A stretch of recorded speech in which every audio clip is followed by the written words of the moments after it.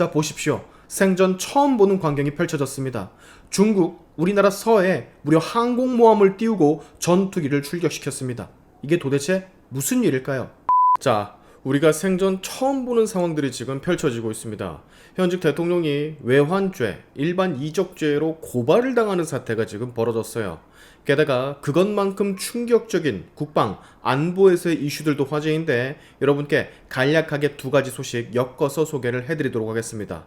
늘 그렇지만 이런 정보들 역시 놓치면 안 돼요. 그 전보다 더 빠삭하게 우리 대한민국이 어떻게 돌아가고 있는지를 여러분은 꼭 파악하고 계셔야 됩니다. 먼저 첫 번째 소식, 오늘 한 시민단체가 이재명 대통령을 외환죄, 일반 이적 명목 혐의로 경찰에 고발을 했습니다. 배경은 모두가 다 알고 있는 쌍방울 대북송금 사건이에요.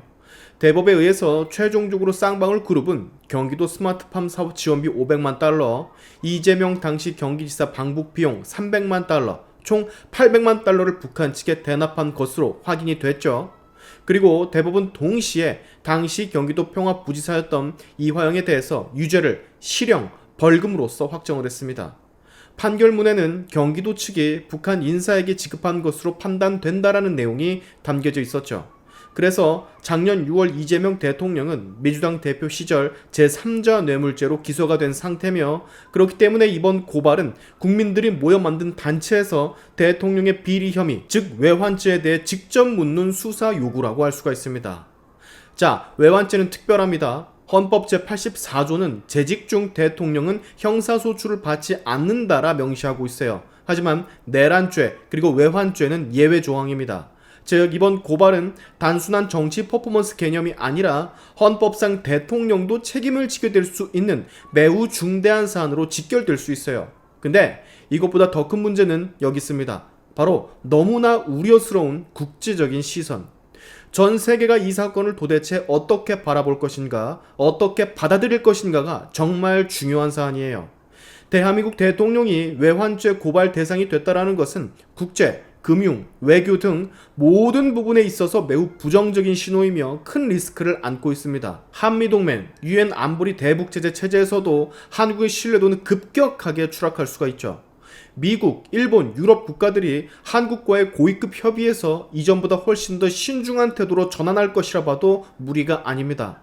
정말 걱정이 되는 건 대한민국이라는 국가의 이미지와 외교적인 신뢰가 근본부터 흔들릴 수 있다는 거. 단지 정권의 문제가 아니라 우리 대한민국이라는 이미지, 국격과 체계에 대한 타국으로부터의 의문이 생긴다는 얘기죠. 그만큼 이 대북송금건은 우리 대한민국 안에서뿐만이 아니라 전 세계 속에서도 굉장히 중대한 문제라고 여러분은 인식을 하고 계셔야 됩니다. 제 개인적인 생각입니다만 트럼프와 이재명 대통령이 통화를 아직까지도 하지 못하는 이유 중 하나는 바로 이런 대북송금 리스크가 큰 부분을 차지하고 있을 수도 있어요. 그냥 넘어가면 안 되는 문제이기 때문입니다. 자, 그리고 두 번째 소식, 대선 전에 여러분 처음 접했던 소식일 건데 국방부 장관을 민간 출신으로 둔다라는 이야기, 네, 그것을 지금 현실화하려는 모양처럼 보여지는데 저는 적어도 장관이 민간이면 그 옆을 보조하는, 그리고 장관이 부재 시 장관 역할을 대리하는 차관은 현직 군인이 맡을 줄 알았습니다. 자, 근데 차관마저도, 즉 국방부 장관과 차관 둘 다 민간인으로 꾸려질 가능성이 매우 높다라는 보도가 한국일보를 통해 나오고 있어요. 놀라운 일이죠. 우리나라는 아직 휴전국이고 일본을 제외한 주변국이 모두 위험한 나라들 뿐인데 그 안에서 국방을 책임지는 수장과 부수장을 모두 민간으로 두겠다라. 국민의 한 사람으로서 정말 우려되는 점이 아닐 수가 없습니다. 우리는 다른 선진국, 즉 민간인 국방부 장관을 두고 있는 미국 포함 많은 선진국들과는 그 배경과 환경 자체가 다르거든요. 말씀을 드렸듯이 우리는 종전국이 아니라 휴전국, 군 지휘체계의 안정성, 전문성이 곧 국가 존립에 직결되는 현실을 가진 국가란 얘기예요. 장관이 민간 출신이라면 차관은 최소한 군 전문가로 균형을 맞추는 것이 일반 상식인데 이번 추진은 그런 균형마저도 깨뜨리는 조치라고 저는 보여집니다. 어떻게 하려고 이러나 모르겠어요. 진짜로 모르겠습니다. 제 짱구를 아무리 굴려봐도. 이로써 우려되는 결과는 여러 가지가 있을 수 있습니다. 일단 군령권 약화, 민간인 중심 지휘 체계란 곧 현장 전술, 전략 판단에 지연이 발생할 우려가 있다라는 소리입니다. 전직 군인 출신이라 하더라도 전역한 지 오래된 사람일 터 현역에서 멀어지면 하루하루 군기가 급속도로 빠지기 마련인데 이걸 어떻게 보완을 할까 저는 잘 모르겠습니다.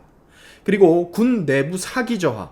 군 출신 고위 인사가 완전하게 배제가 될 경우 군 내부 반발 및 지휘 신뢰도가 제 생각엔 반드시 치명타, 하락 그림을 그릴 것이라고 확신을 해요.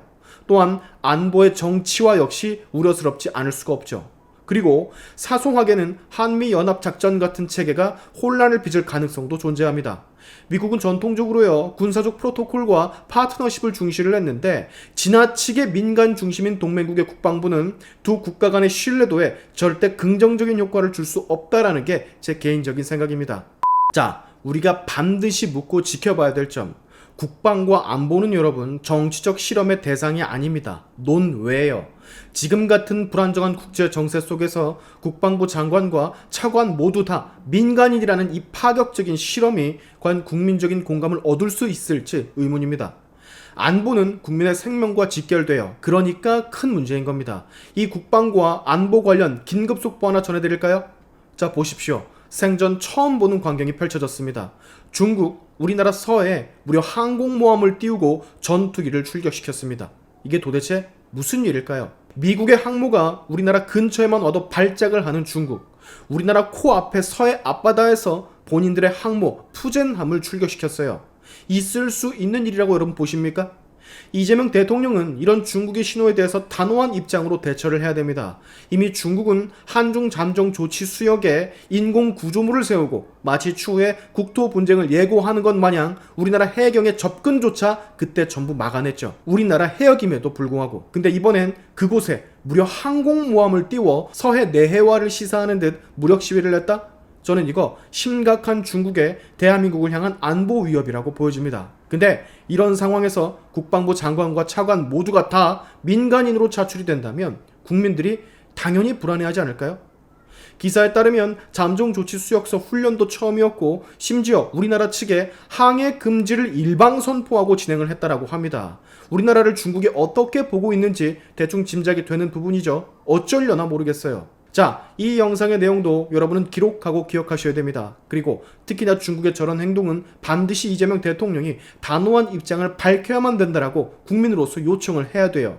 얼마나 우리를 우습게 보면 공동수역에서 일방적으로 통보 후 무려 항모를 띄워 훈련을 할 수가 있는지, 만약 우리가 그랬다라 생각을 해보십시오. 중국이 과연 가만히 있었을까요? 자, 오늘 들은 여러 가지 이슈들에 대해서 여러분의 의견은 또 어떠신지 생각하고 또 생각해 주십시오. 오늘의 샤인투프 여기까지 하겠습니다. 여러분의 영상 공유는 세상을 밝히는 힘이 되니까 꼭 공유 부탁드리면서 지금까지 영상이 좋으셨다면 구독과 좋아요 그리고 알림 설정까지 꼭 한 번씩 눌러주시면 감사하겠습니다. 다음에 봅시다.